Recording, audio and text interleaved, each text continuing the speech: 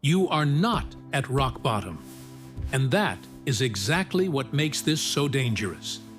You still wake up early. You still meet your obligations. You still do what needs to be done. On the outside, you function. But on the inside, something has already started to give. Not because you are weak, but because you are exhausted. Not the kind of exhaustion that comes from one bad day, but the kind that builds after many days that all feel the same. Days where you keep moving without presence, without desire, simply because that is what is expected of you. Kaoru was like that. He did not fail in a dramatic way. He wore down slowly. And maybe that is what is happening to you right now. You have not stopped, but you are no longer truly moving forward. You are just holding everything together, while something inside you quietly learns how to negotiate with effort. That night, alone at the top of the mountain, with his body heavy and his mind full of gentle, reasonable arguments saying, "You deserve to stop," Kaoru realized something that may feel uncomfortably familiar to you. It is not the lack of energy that destroys a man. It is the moment his mind learns to take control every time his body feels tired. Because the real danger is not quitting loudly. It is quitting in silence, telling yourself, "I'll continue tomorrow." Kaoru heard that voice. You hear it too. The difference is that, in that moment, he did something most people never do. He did not wait to feel better. He did not look for motivation. He did not try to convince himself. He moved. And in that single decision, he discovered something that changes everything. When you move even while tired, it is not your body that is being trained. It is your mind. And when your mind learns that you continue despite fatigue, it stops negotiating with your life. This story is not about Kaoru. It is about you, and about the exact moment you decide whether exhaustion will keep deciding for you, or whether, for the first time in a long while, you will take the next step anyway. Kaoru was not born weak, but he was never extraordinary either.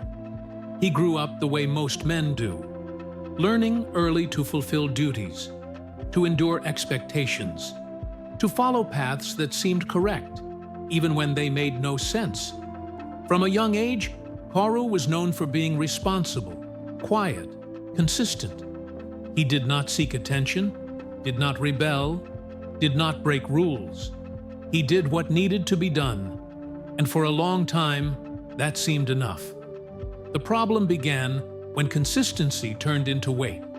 The days started to resemble one another too closely. Waking up, completing tasks, advancing only enough not to fall behind. Kaoru did not fail in a spectacular way. He wore down slowly. And that is far more dangerous, because when there is no great fall, it takes longer to realize you are losing yourself. He still woke up early. He still honored his commitments. He still told himself he was on the right path. But something inside him began to weaken. Kaoru realized he was no longer moving forward out of will, but out of obligation. That his discipline depended too much on how he felt that day. When he had energy, he did more.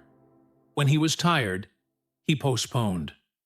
When he felt good, he promised change.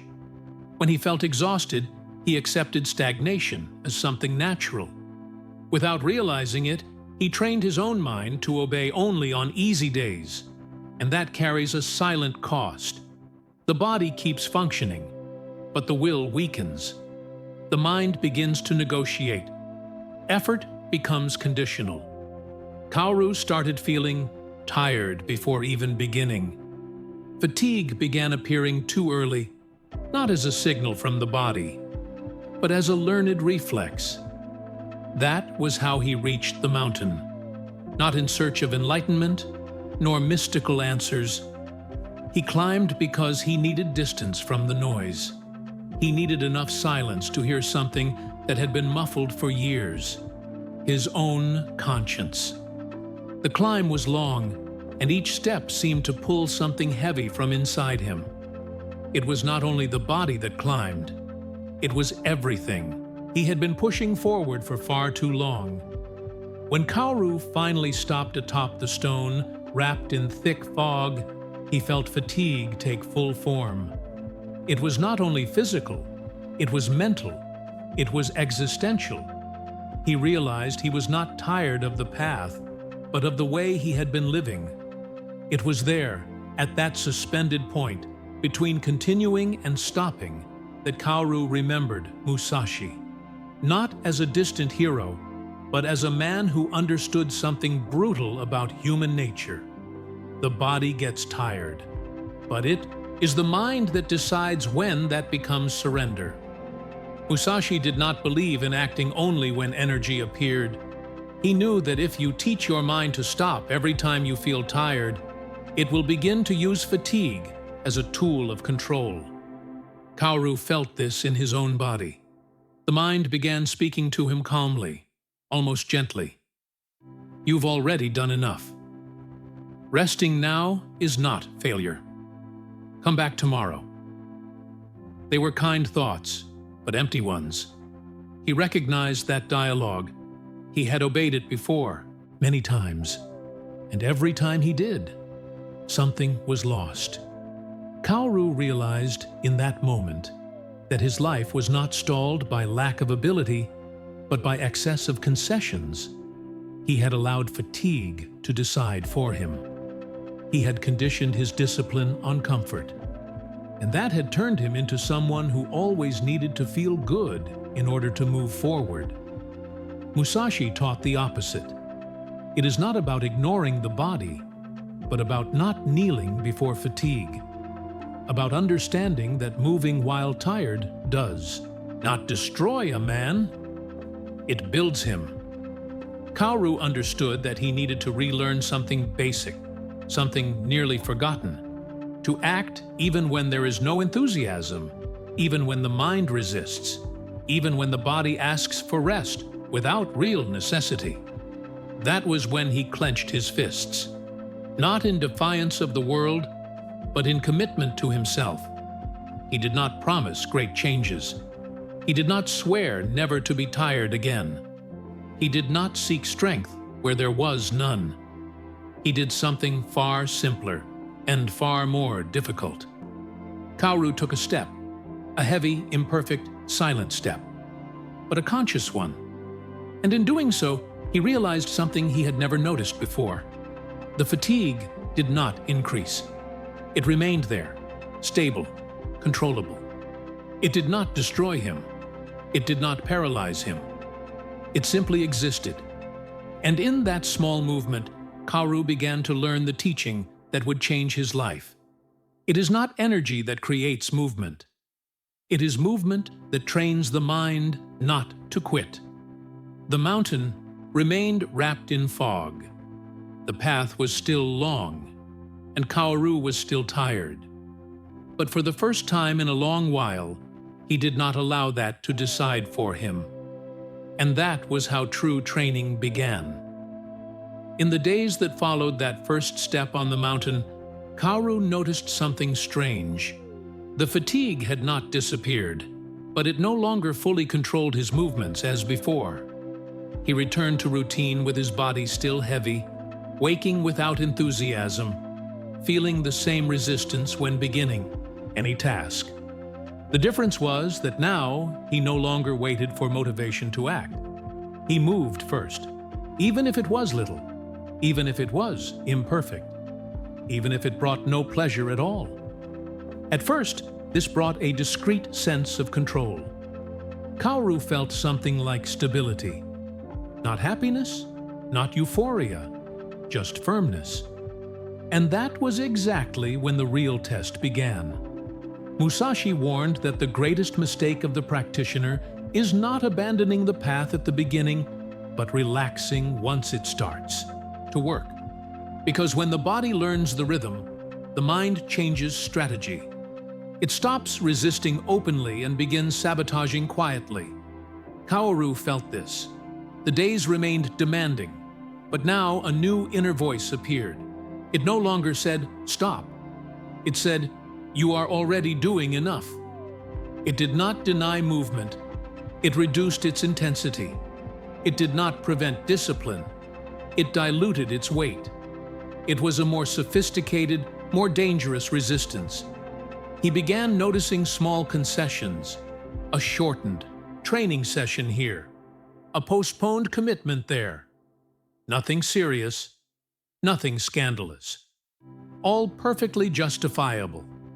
And precisely because of that, extremely effective at weakening discipline. Musashi called this loss of sharpness, when the mind begins to accept less than it knows it can do, not from real necessity but from comfort. The path begins to drift. Kaoru realized he was moving, yes, but beginning to move on autopilot, without presence, without full intention. And that was almost as dangerous as stopping. He understood then that moving while tired was not merely a one-time decision. It was a continuous training of clarity. It was not enough to act. One had to act knowing why one acts, even when no one is watching, even when there is no visible reward. Musashi did not seek mechanical consistency. He sought conscious consistency. Kaoru began observing his own mind more closely. He noticed how it tried to turn discipline into comfortable routine, how it tried to reduce effort under the disguise of balance, how it used beautiful words to hide avoidance of discomfort. It was during this period that Kaoru faced the most treacherous fatigue of all. Not physical fatigue, but the fatigue of continuing without applause, of moving forward without external confirmation, of advancing knowing no one would recognize the invisible effort. He began to understand something essential in Musashi's teachings. The man who depends on external validation always weakens when it disappears. Kaoru realized that part of his fatigue came from expectation, from the hope that at some point effort would be rewarded with relief, recognition, or ease. Musashi taught the opposite. He did not expect the path to become lighter. He became more solid. And that required an even deeper internal change. Kaoru began treating each day as silent training, not to defeat someone, not to prove something, but to avoid becoming hostage to his own concessions. He learned to identify when he was truly exhausted and when he was merely negotiating. That distinction changed everything. There were days when the body truly needed to stop, and he stopped, without guilt, without drama. But there were other days when the mind simply wanted to avoid effort. And on those days, Kaoru moved, even while tired. Especially while tired. Musashi believed the mind learns through patterns, not exceptions. If you teach your mind that fatigue decides, it learns to create fatigue. If you teach that, movement continues despite fatigue. It learns to obey. Kaoru began feeling this shift slowly, not as an increase in energy, but as a reduction of internal friction. Starting stopped being a daily battle, not because it became easy, but because the mind stopped questioning everything. There were still difficult days, there was still resistance, but now Kaoru did not argue with fatigue. He accepted it as part of the process and moved forward with what was possible that day. No more, no less. That was how he understood that discipline is not constant intensity. It is fidelity to movement. It is continuing without drama, without heroic narrative, without the need to feel special. And as that understanding settled, Kaoru realized something even deeper. The fatigue that once paralyzed him now passed through him. He had not become tireless. He had become less negotiable. And that was the point where his mind truly began to obey. As time passed, Kaoru realized something had changed, definitively. It was not enthusiasm. It was not extra energy. It was silence. The mind no longer protested as before. Tasks began with almost no internal debate. The body still grew tired, but fatigue had lost its authority. Kaoru moved because it was time to move. He stopped when necessary. He advanced when required, without drama, without negotiation. This is exactly the state many mistake for final victory. Musashi warned that this is where the path becomes narrower. When the mind begins to obey, a dangerous temptation arises to harden too much, to turn discipline into rigidity, to confuse control with superiority. Kaoru began noticing subtle signs of this within himself. A silent judgment when seeing others quit. A quiet impatience with those still struggling against fatigue. An almost invisible sense of being above that stage. It frightened him. Musashi did not seek rigid men. He sought men who were flexible and firm at the same time. He knew excessive rigidity breaks. That pride creates blind spots. That true discipline does not announce itself. It sustains itself. Kaoru realized he had begun identifying too strongly with his own strength. And that was a mistake. Because anything that depends on identity must be defended. And anything that must be defended generates tension. He began feeling heavy in a different way. It was no longer physical fatigue nor mental resistance. It was a subtle internal weight coming from the need to maintain a standard. Not to fail, not to step back, to prove, even if only to himself, that he had overcome something. Musashi taught that true mastery creates no attachment. It allows adaptation. Kaoru understood that moving while tired did not mean advancing at the same pace every time, nor hardening the body against every sign of wear. It meant keeping the mind clear enough to decide without pride, without fear, without vanity. There was one particular day when he felt this clearly. The body was truly exhausted. Not negotiable fatigue, but deep exhaustion. The old Kaoru would have stopped out of comfort. The intermediate Kaoru would have pushed forward out of stubbornness. But that day, Kaoru did something different. He stopped, consciously, without guilt, without narrative, without the need to prove anything. And for the first time, stopping was not surrender. It was control. Musashi understood that discipline is not always insisting. It is knowing when to insist and when to yield without losing center. The truly strong man does not destroy himself to prove strength. He preserves his capacity to continue. Kaoru realized then that the teaching was not merely move even when tired. It was to not allow either fatigue or pride to take command. One weakens, the other hardens. Both pull the man away from center. From that point on, his practice changed again. It became even quieter, less visible, more precise.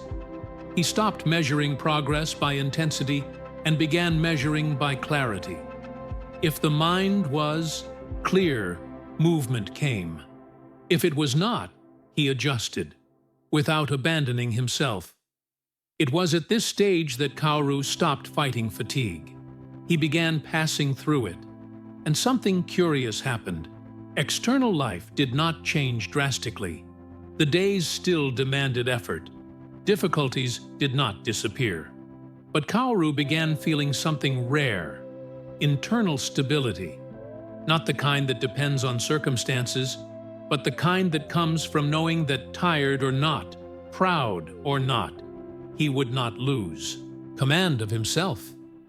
Musashi said the truly disciplined man does not need to prove anything. He simply continues, adjusts, corrects, advances, without noise. Kaoru had reached that point, but there was still one final teaching, the deepest one, the one that separates those who learn discipline from those who live by it. And that teaching would not arise from effort, but from the absolute silence that comes after. After everything Kaoru went through, there was no moment of celebration, no sense of victory, no dramatic rupture. What emerged was something far quieter. He realized with almost unsettling clarity that he no longer needed to ask himself whether he would continue. The question had disappeared, not because everything was easy, but because the decision was no longer debated internally. Movement was part of the day, like breathing, like bearing the weight of one's own body without constantly complaining about it.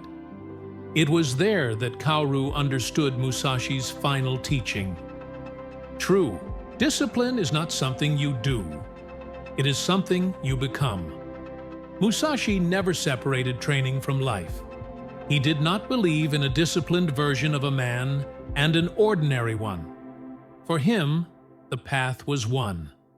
The way you rise, the way you walk, the way you speak, the way you respond to fatigue, frustration, and silence, all of it is training. Kaoru began applying this outside the symbolic space of the mountain. At work, when the mind wanted to scatter. At home, when the body wanted to collapse into easy comfort. On ordinary days, when no one is watching and nothing seems decisive. It was there he realized that moving while tired was not an isolated act. It was a posture toward life. He stopped seeking perfect days to act. He stopped waiting for absolute clarity. He stopped postponing what he knew needed to be done. Not because he felt strong, but because he no longer allowed weakness to decide for him. Kaoru also learned something essential. Discipline does not mean emotional hardness. He did not become cold. He did not become distant. On the contrary, by no longer wasting energy negotiating with himself, he became more present, more attentive, more stable. Fatigue still came, but it no longer occupied the entire inner space. Musashi understood that the human mind exhausts itself more through indecision than through effort. Kaoru felt this in practice. Before, he tired twice, once from work, once from the internal struggle to begin. Now, he tired only once, and that alone was liberating. He realized that most people are not exhausted because they do too much, but because they live in constant conflict with themselves. They want to move forward, but negotiate. They want to change, but postpone. They want discipline, but wait for motivation. This constant friction destroys more than any physical effort. Kaoru did not eliminate fatigue. He eliminated the internal war, and that changed his relationship with time. Days stopped feeling like a burden to carry and became a space for practice. Not heroic practice, not extreme practice, honest practice. Doing what needs to be done, in the way possible, on the day that exists. Musashi never promised comfort. He promised clarity. Kaoru understood that clarity comes when you act even while tired, even without enthusiasm, even without certainty of reward. Every time you move despite fatigue, you teach your mind something. You teach it that it is not the absolute commander. You teach it that you are larger than the momentary state of your body. And over time, that lesson accumulates, not as motivation, as structure. Kaoru did not become tireless. He became reliable to himself. And that is the final point of Musashi's path. When you know, without needing to prove it, that you will continue even on bad days when you do not need excitement to act, when movement does not depend on mood, when fatigue is no longer an argument. Kaoru looked at his own life and realized that nothing had changed on the outside, and everything had changed within. He no longer sought shortcuts. He no longer deceived himself with speeches. He no longer romanticized effort. He simply continued. And perhaps that is what you need to hear now. You are not stuck because you are incapable. You are not tired because you are weak. You are tired because your mind learned to command when it should have learned to follow. Musashi taught, Kaoru practiced, and the teaching remains simple and brutal.